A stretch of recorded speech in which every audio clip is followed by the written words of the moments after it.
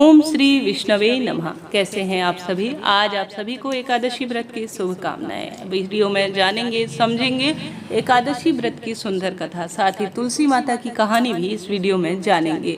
आरंभ करते हैं। मेरे साथ आप भी प्रभु का चिंतन करते हुए बोलिए, श्री कृष्ण गोविंद हरे मुरारी, हे नाथ नारायण वासुदेवा। ओम श्री गणेशाय नमः। जय श्री हरि विष्णु, जय तुलसी मैया की। प्राचीन समय में नर्मदा नदी के किनारे माधंता नाम का एक राजा था। राजा का धर्म निभाने के साथ ही वह जप तप पूजा पाठ दान पुण्य में भी अपना समय व्यतीत करते थे। साथ ही प्रजा के प्रति दया भाव भी रखते थे।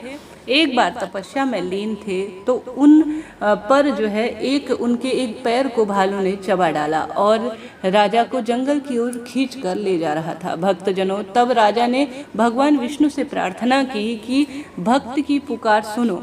तब भगवान विष्णु भक्त की पुकार सुनकर तुरंत पहुँचे और अपने चक्र से भालू को मार डाला। लेकिन राजा का पैर भालू ने नोच खा लिया था।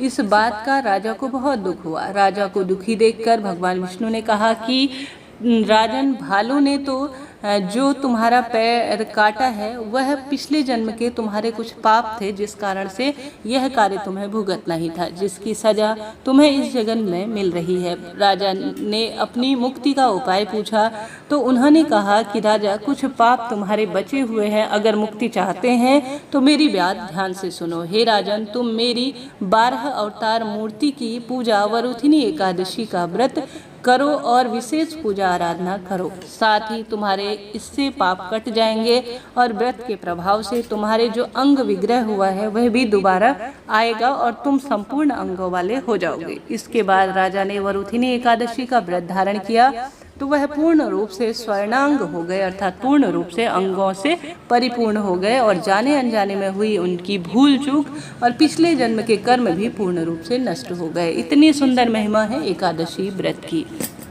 साथ ही आज वैशाख महीने के कृष्ण पक्ष की जो एकादशी है, इसके बारे में भगवान श्री कृष्ण पद्म पुराण में स्पष्ट स्वरूप में वरुथिनी एकादशी व्रत के बारे में बताते हैं। वह कहते हैं, युधिष्ठिर, जो 10,000 वर्षों तक तपस्या करता है उतना ही फल वैशाख माह में पड़ने वाली एकादशी व्रत को करने से मिल जाता है।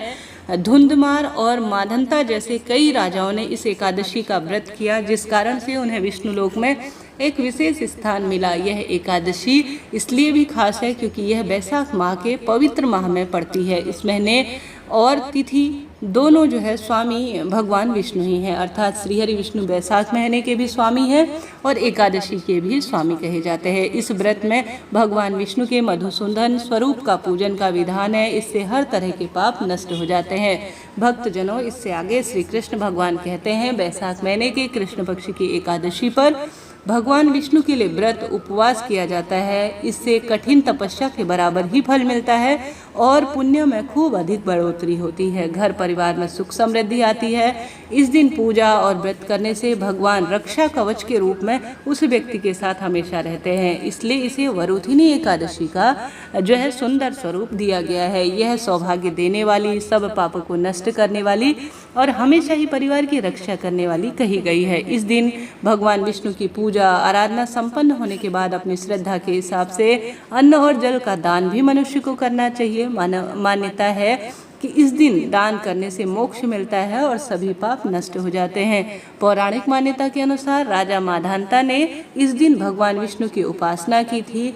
इसी एकादशी के प्रभाव से उन्हें पूर्ण मोक्ष मिला था। इस दिन प्रत्येक भक्त को एकादशी पर सूर्योदय से पहले ब्रह्म मुहूर्त में तीर्थ में स्नान करना चाहिए। ऐसा संभव न हो तो घर पर ही पवित्र नदी के जल से स्नान करें और साथ ही भगवान की मूर्ति के सामने बैठकर व्रत का, उपवास और दान का संकल्प लें। पूरी विधि के साथ भगवान विष्णु और उनके मधुसूदन स्वरूप का पूजन करें। ओम नमो भगवते वासुदेवाय, इस मंत्र का विशेष रूप से जाप कर और साथ ही जितना संभव हो यज्ञ, हवन, दान, पुण्य, प्रभु गान, भजन इत्यादि में अपना समय व्यतीत करें। व्रत के अगले दिन यानी द्वादशी पर ब्राह्मणों को भोजन कराकर ही अपने आप को भोजन ग्रहण करवाना चाहिए। ऐसी महत्वता स्वयं श्री कृष्ण भगवान ने युधिष्ठिर को बताई।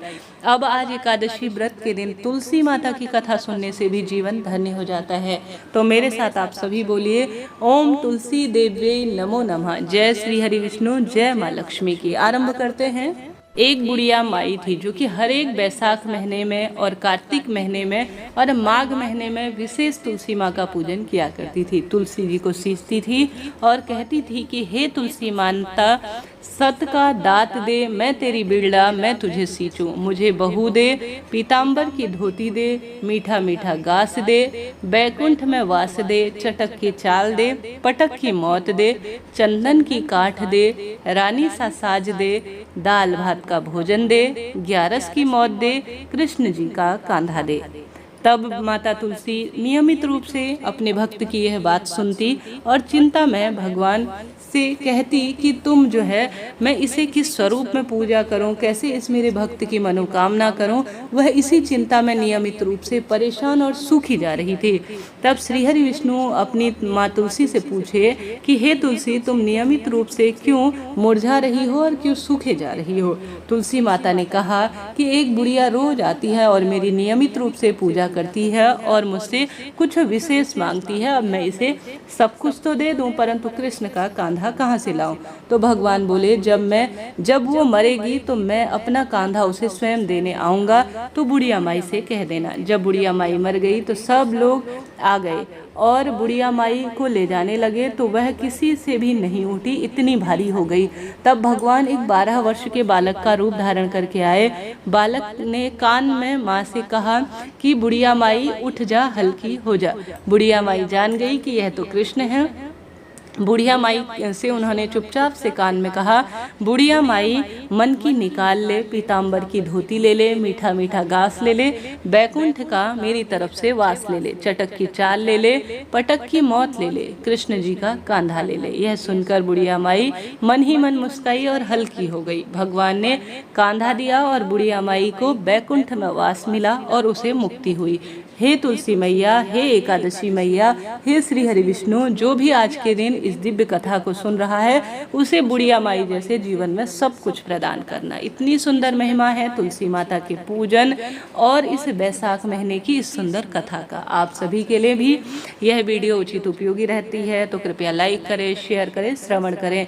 साथ ही आप सभी से अनुरोध है, जितना संभव हो आज के दिन जल का दान, अन्न का दान, दीप दान और सुंदर स्वरूप में प्रभु का चिंतन करें। एकादशी व्रत की जितनी महत्वता कही जाए ना इस महीने और इस विशेष तिथि की उतना कम है। आज के दिन किया गया विशेष कार्य ओम नमो भगवते वासुदेवाय महामंत्र का जप, श्री शिवाय नमस्तुभ्य महामंत्र का जाप अपने आप में अमृत की बूंद की तरह है। आज जितना संभव हो महादेव के शिवलिंग में मिट्टी के पात्र से ठंडा जल समर्पित करें, श्री हरि विष्णु की पूजा करें, लाभ आपको मिलेगा। हर हर महादेव। ओम नमो भगवते वासुदेवाय।